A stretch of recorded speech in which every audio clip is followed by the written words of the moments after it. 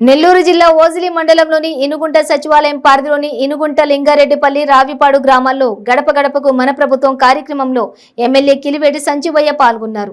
ఆయనకు ప్రజలు వైఎస్ఆర్సీపీ నాయకులు అపూర్వ స్వాగతం పలికారు. గ్రామంలోని ప్రతి ఇంటికి వెళ్లి ప్రభుత్వం అందజేస్తున్న ప్రజా సంక్షేమ పథకాలు వివరించి బుక్లెట్లను అందజేశారు. ఈ సందర్భంగా ఆయన మాట్లాడుతూ ముఖ్యమంత్రి జగన్మోహన్ రెడ్డి పాలనలో ప్రతి కుటుంబానికి సంక్షేమం అందుతుందని అన్నారు. ప్రజారంజకంగా పాలన సాగిస్తున్న సీఎం జగన్మోహన్ రెడ్డికి ప్రజలంతా అండగా నిలిచి 2024 ఎన్నికల్లో మరోమారు ముఖ్యమంత్రిని చేసుకోవాలని కోరారు.